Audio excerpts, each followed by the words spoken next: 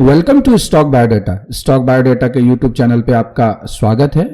यहाँ हम मार्केट की जटिल बातें सबसे आसान भाषा में समझते हैं।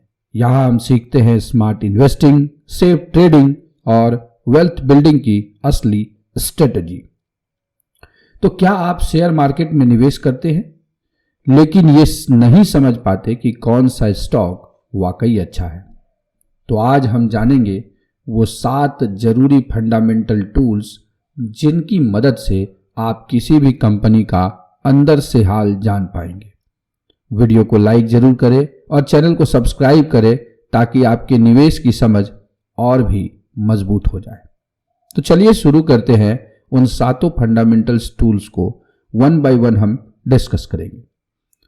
सबसे पहला टूल है वो है EPS यानी अर्निंग पर शेयर, मतलब कंपनी हर शेयर पर कितना मुनाफा कमा रही है।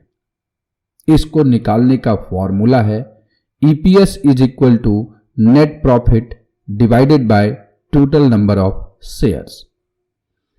EPS जितना ज्यादा कंपनी उतनी ही मुनाफे में है। एग्जाम्पल में देखें तो इन्फोसिस का EPS 55 रुपए है, यानी जो बहुत ही अच्छा है। दूसरा टूल है price to earning ratio. PE ratio बताता है कि आप कंपनी की कमाई के मुकाबले कितना ज्यादा कीमत चुका रहे हैं। इसका फॉर्मूला होता है कि PE is equal to current price divided by EPS। अगर लो PE है तो स्टॉक सस्ता है और हाई PE है तो वो महंगा स्टॉक है। एग्जाम्पल में TCS का PE जो है 28 है, यानी निवेशक भविष्य की ग्रोथ में भरोसा कर रहे हैं। तीसरा टूल है वो है return on equity, ROE। ROE से पता चलता है कि कंपनी अपने शेयर धारकों के पैसे से कितना रिटर्न कमा रही है। ROE निकालने का फॉर्मूला है net profit divided bye share holders equity. अगर ROE जो है 15% से ज्यादा है तो ये अच्छा माना जाता है। जैसे HDFC का ROE 17% है, यानी ये स्ट्रॉन्ग परफॉर्मर है। चौथा टूल है वो है debt to equity ratio. Company पर कितना कर्ज है ये जानने के लिए इस टूल का प्रयोग किया जाता है, D/E debt to equity ratio को। फॉर्मूला है डेट डिवाइडेड बाय इक्विटी। अगर यह रेशियो 1 से कम है तो यह अच्छा होता है और ज्यादा कर्ज वाली कंपनी रिस्की होती है। एग्जाम्पल में टाटा मोटर्स का डेट टू इक्विटी रेशियो कभी 2+ था, लेकिन अब जो वो घट रहा है यह एक अच्छा संकेत है।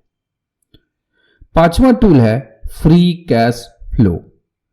मुनाफा तो दिखता है लेकिन असली पैसा कितना बचा ये हम जानते हैं फ्री कैश फ्लो से, कि कंपनी अपने ऑपरेशन से कितना एक्चुअल कैश बचा रही है। अगर पॉजिटिव FCF है यानी फ्री कैश फ्लो है तो वो स्ट्रॉन्ग फाइनेंशियल माना जाता है। एग्जाम्पल में इन्फोसिस का लगातार पॉजिटिव FCF रहा है, जिस कारण कि वो स्ट्रॉन्ग फाइनेंशियल दिखता है।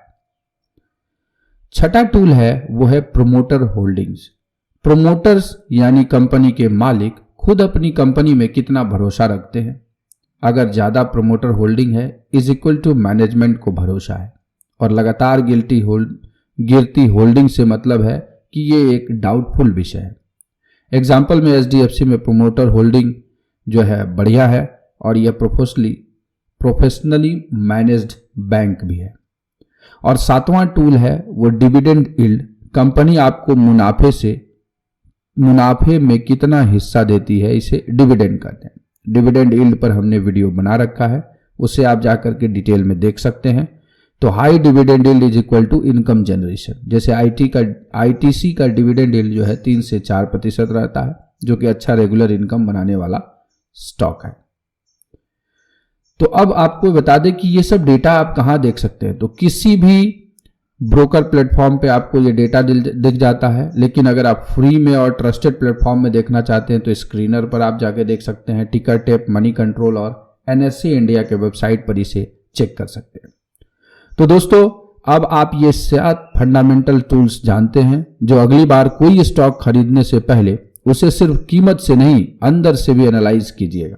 वीडियो पसंद आया तो लाइक जरूर करें, कमेंट करके बताइएगा कि आपका फेवरेट स्टॉक कौन सा है और चैनल को सब्सक्राइब कीजिएगा ताकि स्टॉक मार्केट की सारी बातें आसान भाषा में समझ सकें। तो मिलते हैं अगले वीडियो में। Thanks for watching this video.